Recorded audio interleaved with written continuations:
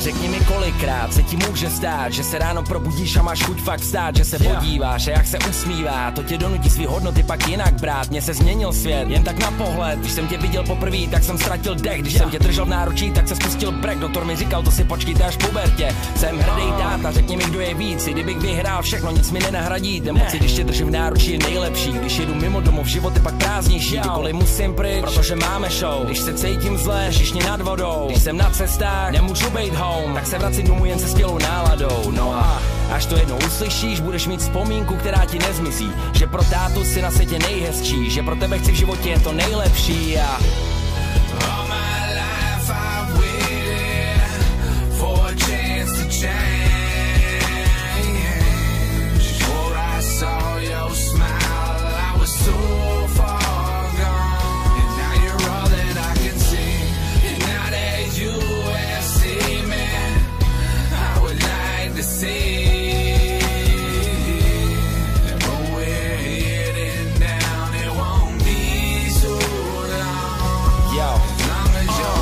až poprvé uslyším táto, až se rozběhneš, obej měšně s láskou. Když vidím, co čas dělá svojí krásou, říkám si, že ty jsi byla mojí spásou. Až budu jednou vedle tebe sedět, držet tě za ruku a do očí tě hledět. Budem spolu poslouchat ten track a vědět, že jsi pro mě to nejlepší, to na celém světě. Budu tě chránit, vždy budu při tobě stát, budu tě podporovat ve všem, co si budeš přát. Budu ti dávat maximum, budu si s tebou hrát, všechno jde stranou, když jde o tebe, si jenom má.